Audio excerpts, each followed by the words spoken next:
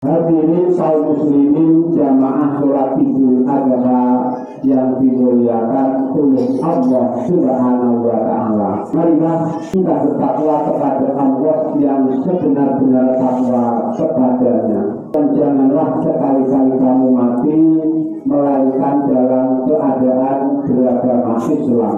Hari ini adalah hari Idul Adha. Hari ini dilaksanakan haji akbar dan muktamar yang agung di tanah suci. Di sana orang-orang Muslim mengenakan pakaian ihram, melepaskan diri dari segala beban dan kewajiban untuk beribadah kepada Allah, mengucapkan talbiyah dan tahlil. Labbaika Allahumma labbaik, la syarika laka labbaik, innal hamda wan ni'mata laka wal mulk la syarika laka labbaik. Hari raya menurut kaum muslimin yang di dalamnya tampak makna Rabbani dan juga makna insani. Tampak makna Rabbani karena kaitannya dengan ibadah-ibadah Islam yang juga diisi dengan sholat dan takbir. Banyak hari raya yang dikenal manusia yang di dalamnya dijadikan arena untuk mengumbar nafsu dan melampiaskan ketenangan. Tapi hari raya kita orang-orang Muslim diawali dengan takbir, diawali dengan sholat. Jadi hari raya adalah hari untuk sholat kepada Allah sebelum aktivitas yang lain. Kita mengadukan Allah dan sholat kepadanya pada hari raya, tidak dengan membisikkan nama makhluk, tapi dengan membisikkan nama Allah semata. Jika manusia menyebutkan nama seseorang pada hari raya mereka, maka kita menyebutkan nama Allah dan mengagungkannya. Allahu Akbar, Allahu Akbar. Inilah yang disebut hiasan hari raya. Para hadirin jamaah sholat Idul Adha yang berbahagia.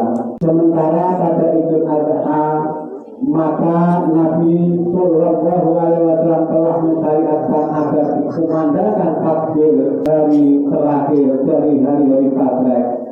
Jadi sebanyak 23 sholat. Setelah mengerjakan sholat selama rentang waktu itu orang Muslim mengucapkan takbir. Sementara pada Idul Adha disyariatkan penyembelihan hewan kurban dan hal ini dijadikan sebagai salah satu hukum sunatnya. Bahkan Abu Hanifah berpendapat bahwa menyembelih hewan kurban hukumnya wajib bagi orang yang mampu melaksanakannya. Ketahuilah bahwa Nabi Sallallahu Alaihi Wasallam bersabda, bahwa itu angkusakum fa'innahu ma'ami muslimin yastaksiru dari hadir kiblah illa kana damuha wa fasuha wa subuha wa hasanatin fi mizanihi yawmal qiyamah. Berkorbanlah dan ikhlaskan niatmu. Sesungguhnya tidak seorang muslim yang menghadapkan binatang korbannya ke arah kiblat melainkan darahnya, kotorannya dan kulitnya, termasuk amal-amal kebajikan pada timbangan kebajikannya pada hari kiamat. Para hadirin jamaah sholat Idul Adha yang berbahagia, ketahuilah bahwa Rasulullah SAW banyak menganjurkan umatnya untuk menyantuni orang lain dengan berbagai cara. Di antaranya dengan menyembelih binatang kurban karena Allah Subhanahu wa Ta'ala. Berkorban termasuk perbuatan yang dianjurkan oleh Nabi Sallallahu Alaihi Wasallam. Jadi hukumnya telah muakkad sunnah yang dianjurkan bagi yang mampu melaksanakannya, baik ia berada di Mekah maupun di manapun ia berada. Adapun waktu penyembelihan binatang kurban adalah setelah dilaksanakannya sholat Idul Adha. Jika seseorang menyembelihnya sebelum waktu sholat Idul Adha, maka ia tidak termasuk menyembelih binatang kurban. Bukhari dan Muslim menyebutkan dari Bara Ibnu Azib bahwa ia berkata, Mancola dari manatakan sukana bapak nasaka sunnatana wa man nasaka qabla sholatina wa tilkasatu rahmin falyasah makana. Barang siapa yang melakukan sholat idul adha seperti yang kami lakukan dan menyembelih binatang korban seperti yang kami lakukan, maka ia melakukannya sesuai dengan sunnah kami.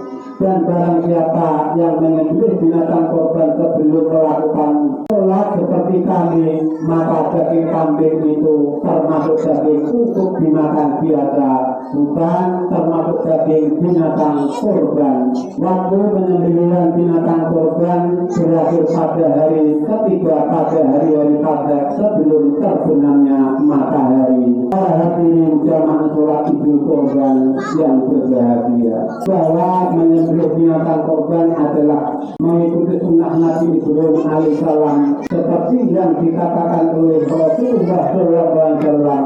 Sunnatu abikum Ibrahim, berkorban adalah sunnah ayah kalian, yaitu Nabi Ibrahim. Adapun penyebabnya adalah ketika Ibrahim bermimpi menyembelih putranya Ismail, kemudian ia berkata kepada Ismail, ya bunayya inni aradul manami anni adbahuka, wahai anakku, sesungguhnya aku melihat dalam mimpi bahwa aku menyembelihmu, maka pikirkanlah apa pendapatmu. Jawab Ismail, hai bapakku, kerjakanlah apa yang diperintahkan kepadamu. Insya Allah kamu akan mendapatiku termasuk orang-orang yang sabar. Kemudian Ibrahim alaihissalam segera menciumi Ismail sambil menangis dan ia berkata, sesungguhnya engkau adalah sebaik-baik penolongku kepada Allah. Kemudian ia memotong leher Ismail dengan peso, tapi peso tidak dapat melukai leher Ismail. Mujahid berkata, ketika Ibrahim memotong leher Ismail, maka leher Ismail tidak terluka, sehingga ia bertanya, apa yang terjadi? Jawab Ibrahim, peso ini tidak dapat melukai lehermu. Kata Ismail, tekankan peso kuat-kuat agar leherku terluka.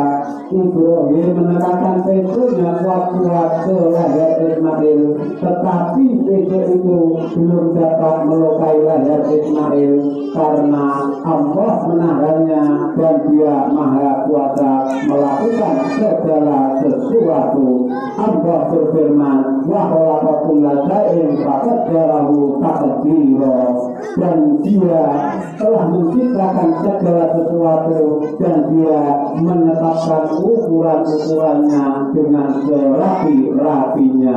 Sebenarnya sejak semula Allah telah mengetahui bahwa Ibrahim alaihissalam dan Ismail alaihissalam akan pasrah dan menyerah terhadap kehendak Allah dan perintahnya, karena segala kejadian sudah tertulis di Lauh Mahfuz 200.000 tahun sebelum terjadinya. Imam Abu Hanifah menyebutkan, Allah telah mengetahui segala sesuatu sebelum terjadi, karena Dia yang menjadikan segala sesuatu yang menentukannya.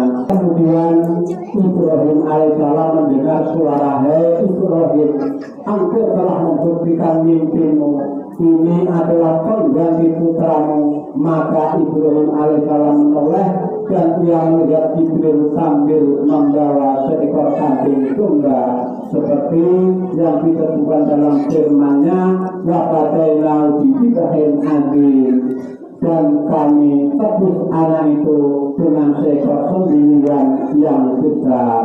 Maksud firman Allah membebaskan Ismail dari penyembelihan dengan menggantinya dengan seekor kambing domba yang besar. Para hadirin jamaah sholat idul korban yang berbahagia, sesungguhnya kisah tirakat dapat menambah keyakinan kita kepada Nabi Ibrahim alaihissalam dan Ismail alaihissalam, dua hamba Allah yang besar keyakinannya dan kepasrahannya, sehingga Allah memujinya dalam firman-Nya, wa ulam fadlna alal alamin, kami berikan derajatnya di atas semua umat di masanya. Demikianlah khotbah yang kami sampaikan. Semoga apa yang kami sampaikan ada manfaatnya dan diiringi dengan hidayah serta ridho Allah Subhanahu ya rabbal alamin. Barakallahu wa lakum fil Qur'anil azim wa nafa'ani wa iyyakum bima fihi minal ayati wa dzikri hakim. Aku qouli hadza wa astaghfiru li wa lakum wa li sa'iril muslimina wal muslimat wal mu'minina wal mu'minat wa astaghfiruhu innahu huwal ghafurur rahim.